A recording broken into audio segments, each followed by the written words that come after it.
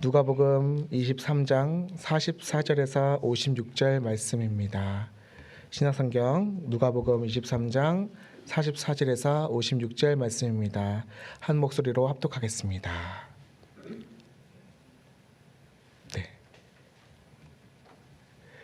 때가 제60쯤 되어 해가 빛을 잃고 온 땅에 어둠이 임하여 제90까지 계속하며 성소의 휘장이 한가운데가 찢어지더라. 예수께서 큰 소리로 불러 이르시되 아버지 내 영혼을 아버지의 손에 부탁하나이다 하고 이 말씀을 하신 후 숨지시니라. 백부장이 그 된 일을 보고 하나님께 영광을 돌려 이르되 이 사람은 정녕 의인이었도다 하고 이를 구경하러 모인 무리도 그 된 일을 보고 다 가슴을 치며 돌아가고 예수를 아는 자들과 갈릴리로부터 따라온 여자들도 다 멀리 서서 이 일을 보니라. 공회 의원으로 선하고 의로운 요셉이라 하는 사람이 있으니 그들의 결의와 행사에 찬성하지 아니한 자라. 그는 유대인의 동네 아리마대 사람이요 하나님의 나라를 기다리는 자라.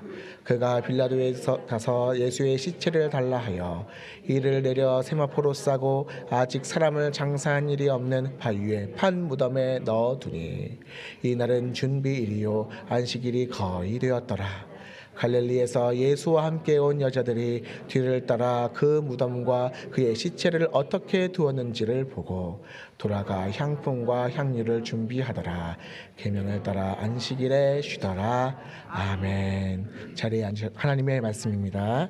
저는 항상 최근에 마감 시간에 쫓겨서 설교도 하지만은 설교도 마감 시간에 쫓기지만은 학교 숙제에 항상 마감 시간에 빠져서 어제는 딱 11시 59분, 그러니까 9시 59분에 캘리포니아 시간으로 9시 59분에 A4용지 한 장 차이로 냈어요. 걔 내긴 냈어요.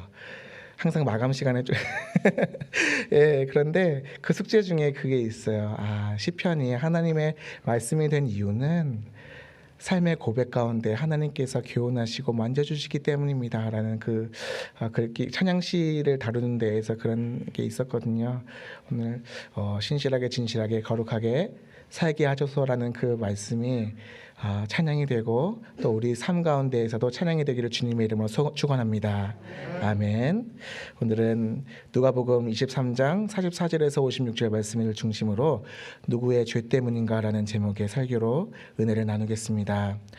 창세기의 마지막은 요셉의 이야기로 끝을 맺고 있습니다. 왜 누가복음을 얘기하는데 창세기를 꺼내십니까? 창세기부터 누가복음으로 안 가니까 걱정하지 마시고요.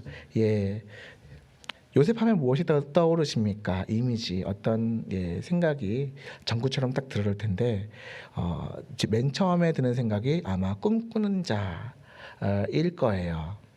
또 혹은 많은 사람들이 기대를 하고 있죠. 이 사람이 총리가 되었다는 사실에 대해서 기뻐하면서 많은 동서고금을 막론하고 많은 어머니들이 자신의 아들도 요셉처럼 총리가 되게 해주세요라는 마음을 가지고 많이 요셉이라는 이름을 지었던 것 같아요. 우리나라에도 김요셉, 이요셉, 최요셉이 있는 것처럼 또 미국에서도 조지프라는 이름으로 번역이 된 것 같고요.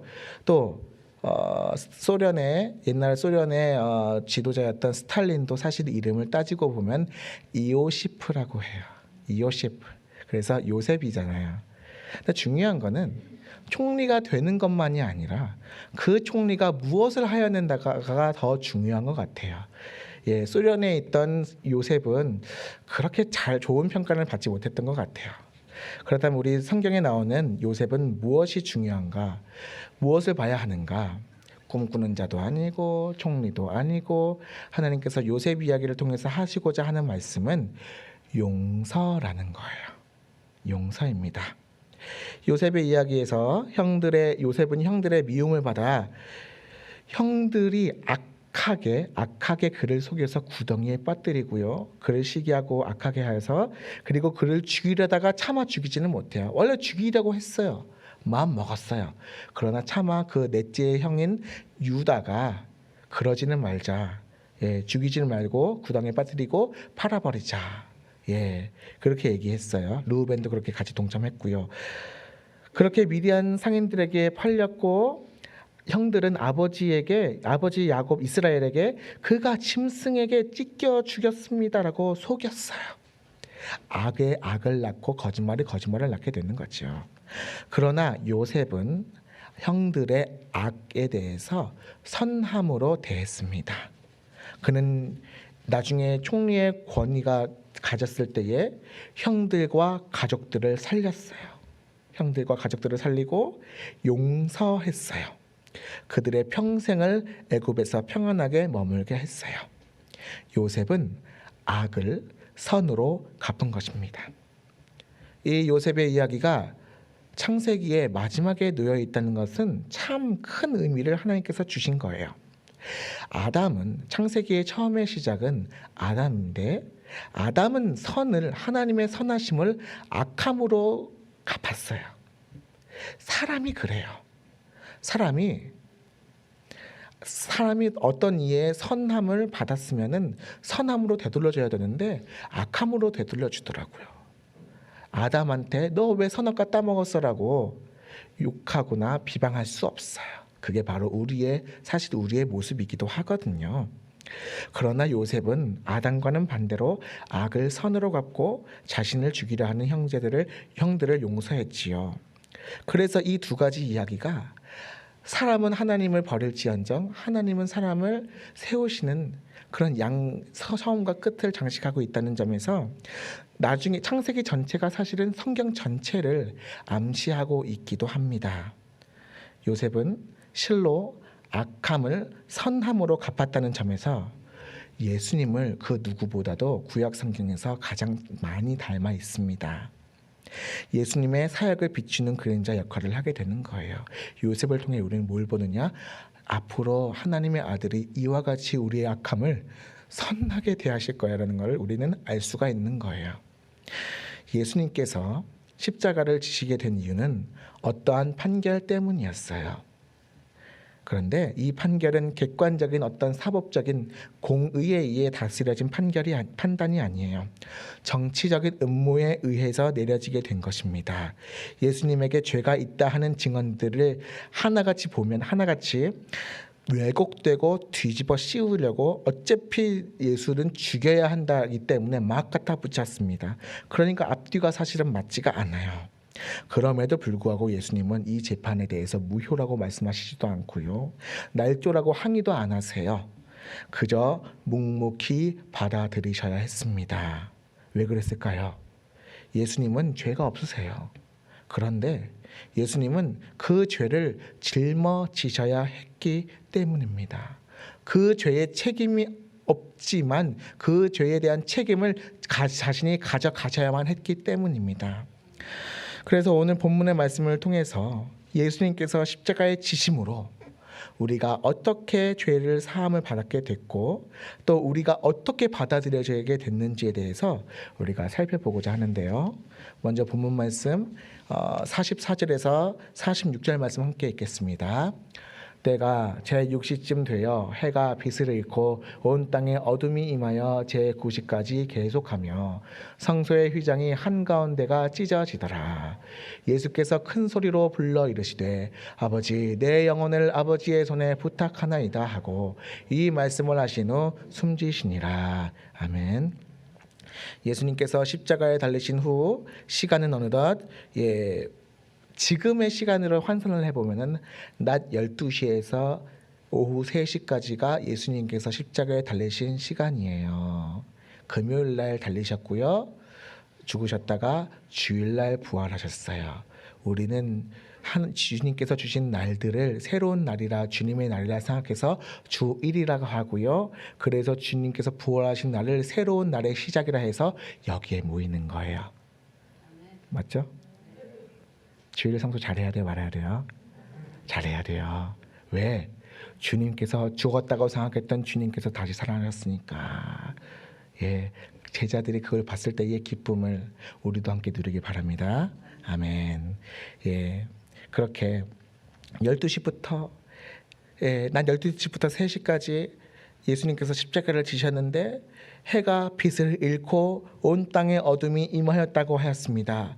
갑자기 변한 이 날씨는요, 극적인 전환을 암시를 하지요. 가져다 주지요. 마태복음에서 예수님께서 외치신 대로 엘리 엘리 라마 사박다니, 나의 하나님 어찌하여 나를 버리셨나이까 라고 외치신 것을 생각했을 때에 마치 하나님께서 하늘의 문을 닫으시고 고통받고 있는 아들의 괴로운 외침을 외면하신 것 같아요. 또 그때 당시에 예루살렘 성전에는 성소와 지성소를 가르던 휘장이 한가운데로 찢어졌습니다. 이것은 매우 큰 의미가 있어요. 히브리서의 기자는요, 예수님께서 십자가에서 죽으셨던 그때에 예루살렘 성전의 휘장이 찢어진 것을 다음과 같이 연관돼서 선포하는데요. 그러므로 형제들아, 우리가 예수의 피를 힘입어 성소에 들어갈 담력을 얻었나니 그 길은 우리를 위하여 휘장 가운데로 열어놓으신 새로운 살 길이요 휘장은 곧 그의 육체니라. 아멘. 우리가요, 예수님의 보혈이 능력이 있다고 하는 것은요, 어떻게 보면은 우리가 매스컴이나 어떤 매체의 영화나 드라마를 통해서 왜곡되게 받아들일 때가 있어요. 어떤 성분이 그 예수님의 피에 있는 게 아니에요. 어떤 염산처럼 녹이는 것도 아니고요, 어떤 영양가가 있는 것도 아니고, 예수님의 피는 우리의 육신을 입으신 그 몸이시기 때문에 우리와 전혀 다를 게 없어요. 그러나 예수님의 피가 의미가 있는, 성분은 없지만 의미가 있는 이유는 예수님께서 십자가에서 자신의 육신이 찢겨지실 때에 흘리신 그 피는 율법을 보니, 모세의 오경을 보니 생명을 의미한다고 되어 있어요. 자신의 피를 흘린다는 것은 자신의 생명을 아버지께 내어 드린다는 거예요. 바친다는 거예요. 그리고 하나님은 예수님의 육신의 찢겨지심과 흘리신 피를 보시고 보혈을 보시고 의롭다라고 여기시고, 예수님께서 피를 흘리셨는데 예수님의 피 때문에 예수님께서 바라보셨던 우리를 하나님의 자녀로 삼아주신 거예요. 우리가 흘린 게 아니에요. 우리가 어떤 대가를 지불한 게 아니에요. 우리 신학 교수님이 하신 말씀이, 우리는 값없이 받았다고 하지만 하나님은 모든 것을 내어주셨기 때문에 우리는 값없이 받았다고 말씀을 하시더라고요. 참 그게 마음에 와닿았던 것 같아요. 하나님이 이 십자가가요, 어제는 로마 제국의 엄중한 중형 죄인을 심판하던 사형 도구고요, 사형 틀이거든요. 유대인들은 그 당시에 십자가만 봐도 오금이 저렸다고요. 왜? 여기에 사람이 죽어서 삐쩍 말려 있으니까. 이것만 왜? 그리고 그거를 강요하는 거예요. 공개 심판을 통해서, 공개 사형을 통해서, 봐라, 로마 제국을 반항하고 반란을 일으키는 저들의 최후를 봐라, 그러는 거예요. 공포 정치의 대상이었어요. 그런데 예수님께서 그 보혈을 흘리시니 어제의 공포의 대상이 오늘의 은혜와 생명의 대상이 되는 거예요. 저 십자가는 주께서 우리를 흘리신 그 육신과 보혈이 머문 자리가 있는 거예요. 그래서 기독교의 상징이 십자가가 되는 것이죠. 여기는 이 십자가는 제단이에요. 제단이에요. 무슨 제단이냐? 하나님과 우리의 사이를 갈라놓았던 그것을 무너뜨리는 그런 제단이 되었으며 화목하게 되는 제단이 되는 거예요. 그래서 하나님께서는 아들의 피를 보시고 우리와 하나님과의 막혔던 장을 넘으신 거죠. 막혔던 담을 허무신 거예요. 그러므로 오직 예수님의 거룩한 피, 곧 우리를 위해 희생하신 그 십자가를 의지하여 우리는 죄에서 구원을 받고 하나님의 자녀가 되는 권세를 얻게 된 것입니다. 그렇게 하나님은 우리를 용서하시는 거예요. 하나님은 자신의 아들을 희생하면서까지 우리를 용서하셨다는 것은요, 우리는 이 십자가를 볼 때에 그만큼 자신의 아들을 내어주면서까지 용서하였다라는 것을, 그것으로 인해서 우리는 하나님의 사랑을 확증할 수 있는 거예요. 하나님은 우리를 어떻게 사랑하셨는가? 하나님의 우리를 얼마나 사랑하시는가? 하나님은 이와 같이 우리를 사랑하시는 하나님이십니다. 이건 좀 사족일 수 있는데 예수님께서 십자가에서 마지막 힘을 모두 쏟아 넣으시면서 아버지 내 영혼을 아버지의 손에 부탁하나이다. 아버지 내 영혼을 아버지의 손에 부탁하나이다 라고 큰 소리로 부르짖으신 후에 숨을 거두셨어요. 그리고요, 이 아버지 내 영혼을 아버지의 손에 부탁하나이다라는 이 기도가요, 많은 유대인들의 아버지가 자신의 자녀들이 이제 잠을 자려고 할 때 마지막으로 하는 기도가 되었어요. 그리고 사실 이것은 저에게 개인적으로도 참 의미가 있는 말씀이기도 합니다. 왜냐하면 제가 북경 비전교회를 가기 전까지, 그리고 이 말씀을 설교를 들을 때까지 저는 밤이 두려웠어요. 매일마다 가위에 눌리지 않을까 걱정하는, 그런 정신적으로 많이 피폐하고 아파하던 사람이었어요. 그런데 북경 비전교회에서 김수 목사님께서 사순절에 가상칠언을 하시면서 이 말씀을 하실 때 마음에 확 와닿았어요. 내가 내 힘으로 뭘 잘려고 하고 뭘 하려고 했는데 안 되는데 하나님의 아들께서 겸손하게 아버지 내 영혼을 아버지의 손에 부탁하나이다 라는 그 기도를 나도 드릴 수 있으면 나도 오늘 밤 내가 죽어도 아버지 품에 있겠구나, 그렇게 하면서 자기 시작하는 거예요. 이 말씀을 맨 처음에는 그냥 애드리브로 했는데 모르겠어요. 여러분들이 잠을 잘 주무시는지 어떤지 잘 모르지만은 혹시 마음에 부담이 있으시고 남모를 아픔이 있으셔서 잠을 못 이루시는 분들은 이 기도를 의지했으면 좋겠습니다. 자신의 힘이 약하지만 예수님의 말씀에 힘을 얻어서 의지하여서 아버지 내 영혼을 아버지의 손에 부탁하나이다. 그러면 잠을 자다가 죽어도 하나님 품에 있는 거고요. 그리고 나중에 또 일어나면 새로운 새날이 되는 거잖아요. 우리는 그래서 사실은 인생 가운데 하루에 생명과 죽음을 다 경험하는 거잖아요. 아침에 일어나면 우리는 태어나는 거고요. 점심을 살아가면 우리는 청년의 때를 보내는 거고요. 저녁에 잠을 자면 우리는 죽음을 경험하는 거예요. 그러나 또 우리가 죽음 가운데 사실은 거기에서 장치가 있는 거죠. 잠을 자지만 다시 일어나면 우리는 다시 부활한 것처럼 새 날들을 살아갈 수 있는 거예요. 그러니 우리가 죽든지 살든지 하나님 우리의 영혼을 아버지의 손에 부탁하나이다 라고 주님 안에 안식을 얻으시는 저와 여러분들이 되시길 주님의 이름으로 축원합니다. 아멘. 이어서 우리 본문 47절에서 49절 말씀을 읽어보겠습니다. 47절에서 49절 말씀입니다. 백부장이 그 된 일을 보고 하나님께 영광을 돌려 이르되 이 사람은 정녕 의인이었도다 하고, 이를 구경하러 모인 무리도 그 된 일을 보고 다 가슴을 치며 돌아가고, 예수를 아는 자들과 갈릴리로부터 따라온 여자들도 다 멀리 서서 이 일을 보니라. 아멘. 이 본문에서 여기 부분에서는 세 부류의 사람이 예수님의 죽음에 대해 어떻게 반응했는지에 대해 나옵니다. 한 사람은 백부장이에요. 로마인 백부장, 지금 말로 하면은 중대장이에요. 그리고 한 사람은 한 무리죠. 한 무리는 유대인 무리인데 예수님을 믿지 않고 예수님의 죽음을 구경하러 온 이들이에요. 그리고 갈릴리에서 따라온 여자들이 있어요. 이들은 믿는 자들이겠지요. 그러나 믿는 자들은 잠시 얘기하지 않고요, 이 불신자들에게 집중하기를 원합니다. 이들은요, 예수님께서 잡히시던 그날부터 쉬지 않고 예수님을 조롱했어요. 핍박했어요. 언어로도 때렸어요. 말로도 때리는 거잖아요. 그렇죠?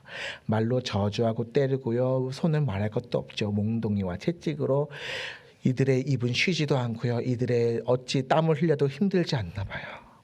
모든 린치가, 언어적인 린치나 폭력 행함의 린치가 모두 예수님께 가해졌을 때에 이들은 그것을 마땅하다고 여겼어요. 왜? 예수님은 죄인이라고 생각했으니까.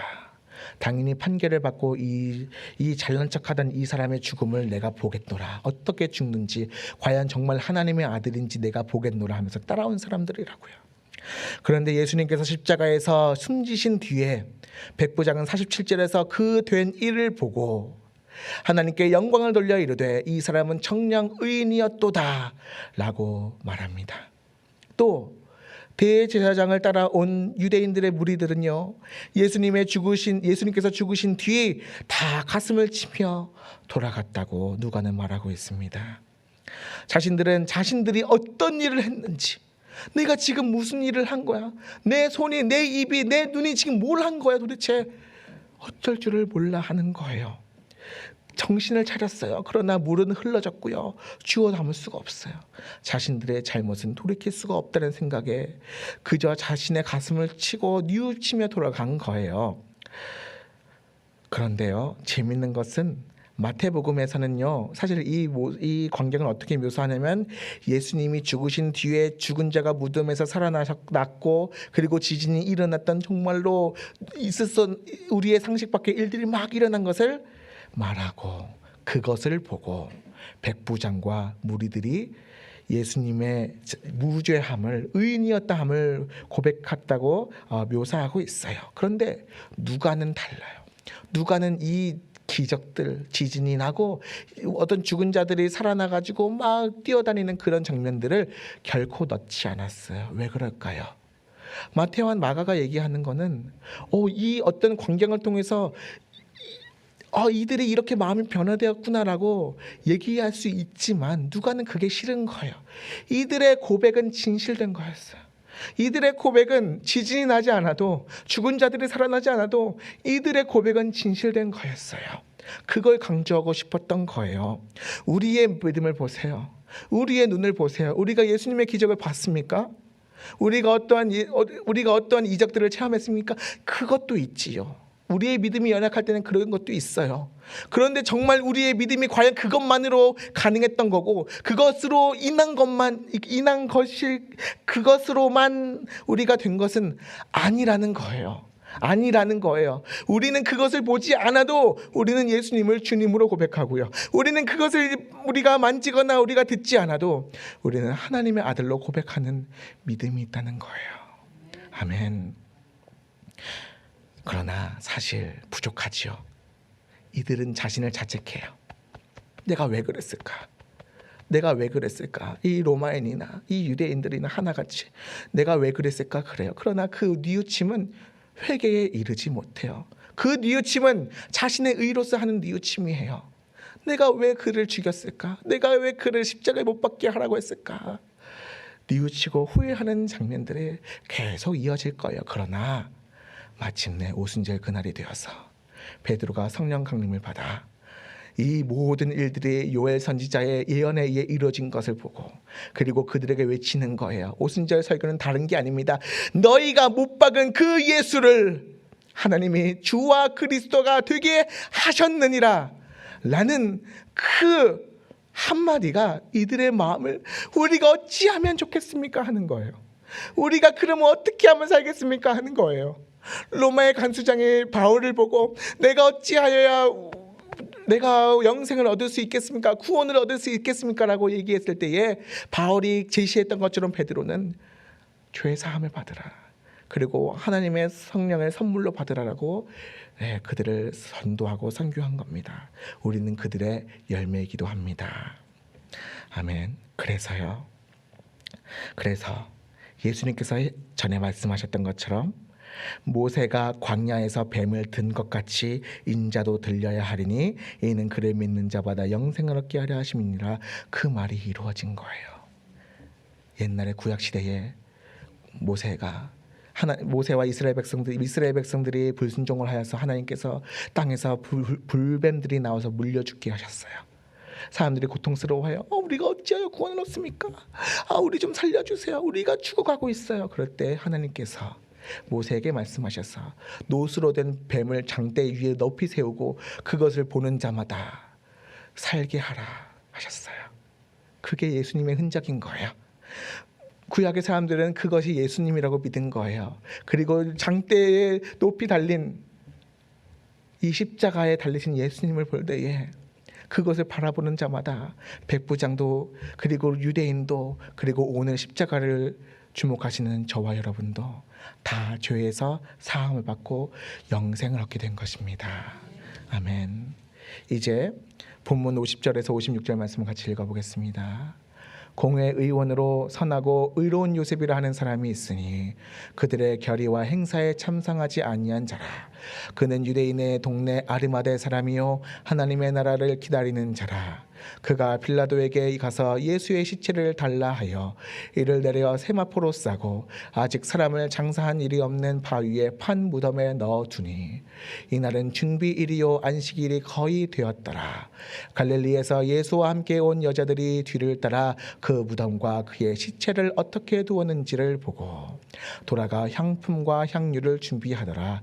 계명을 따라 안식일에 쉬더라. 아멘. 예수님이 죽으신 뒤에 사람들이 그분의 시체를 십자가에 내렸습니다. 그리고 아리마대 지역의 출신인 요셉이, 여기도 요셉이 나오네요. 생각 못했어요. 그거 정말 생각 못했던 거예요. 요셉이 자신의 마련한 무덤에 예수님을 안장했습니다. 이 사람이요 사실 예수님을 못 받게 한 그 대제사장의 무리들 사내들인 의원 중에 한 사람인데요. 이 사람은 결코 예수님을 십자가에 못 박아야 한다는 거기에 결의하지 않았어요. 그는 왜 마태가 얘기하기를 그는 숨어있던 제자 중에 한 사람이었기 때문이에요. 그는 사내들인 의원 중에 한 사람이지만 예수님을 자신의 구주로 영접했고요. 그리고 제자들을 힘써 도와서 교회의 한 주축이 되었던 거죠. 예수님은 그렇게 의인의 무덤에 안장되신 거예요. 그리고 죄와 사망의 권세를 이기신 첫 번째 열매로 부활하신 겁니다. 여러분, 만약에 여러분들이 저와 여러분들이 예수님의 죽으심 그것을 믿는다면은 마찬가지로 우리는 예수님의 부활하심도 믿어야 합니다. 아멘. 우리의 하루의 삶에도 삶과 죽음이 다 있는 것처럼, 그리고 그 다음날에 우리는 부활을 경험하는 것처럼 예수님의 부활은 너무나 당연한 거고요. 우리는 예수님께서 부활하신 것처럼, 첫 열매이신 예수님께서 다시 살아나신 것처럼 우리 또한 무덤을 이기고 새 몸과 새 영혼을 입어서 우리는 다시 살아날 것입니다. 아멘. 그렇습니다. 예수님께서 십자가에 지심은 자신의 죄 때문이 아니라 바로 우리의 죄 때문입니다. 그렇기 때문에 십자가 앞에서 우리는 우리 자신의 죄로 인해 비천함과 추함이 드러나게 되는 것입니다. 그러나 자신의 죄를 깨닫고 예수님의 이름으로 하나님께 나아가 죄를 뉘우치는 자들은 더 이상 죄인이 아닙니다. 이는 아버지 하나님께서 예수님께서 십자가에서 육체를 찢으시고 흘리신 그 보배로운 피를 보시고 오히려 우리를 의롭다고 하셨기 때문입니다. 그러므로 오늘 우리가 예수님의 피와 이름을 의지하여 우리 자신을 다시 하나님께 드리는 기도를 드리기 원하는데요. 우리 화면을 보시고 저와 함께 따라서 우리 입으로는 읽으시고 우리 마음으로는 기도하겠습니다. 주님, 저는 죄인임을 고백합니다. 이제 저는 죄를 멀리 떠나겠습니다. 주님이 저를 위해 십자가에 위에서 죽으셨음을 믿습니다. 저는 주님이 필요합니다. 주님, 지금 저의 삶 가운데 들어와 주십시오. 우리의 삶을 바꿔 주옵소서. 오직 예수 그리스도께 순종하고 따라가겠습니다. 예수님의 이름으로 기도드렸습니다. 아멘. 기도하겠습니다. 하나님, 우리의 입에 이 고백이 거짓되지 않게 하여 주옵소서.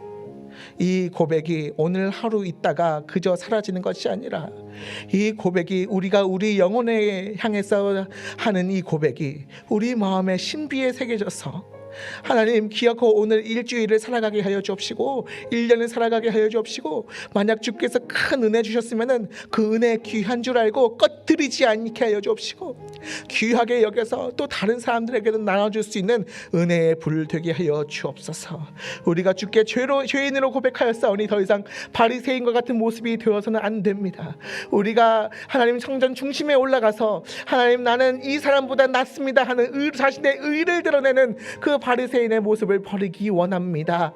하나님, 주님은 그의 기도를 의롭다 여기지 아니하셨기 때문입니다. 그러므로 우리는 오히려 자신의 죄를 회개하고 자복하는 저 성전 구석에서 자신의 고개를 숙이고 가슴을 치며 눈물을 흘리며 가슴을 치면서 이르되 주여 주님 나는 죄인으로소이다 나를 불쌍히 여기소서 하는 저 죄인의 고백이, 저 세리의 고백이 오늘 우리의 고백이 되게 하여 주옵소서. 주님은 이 고백을 의롭게 여기셨기 때문입니다.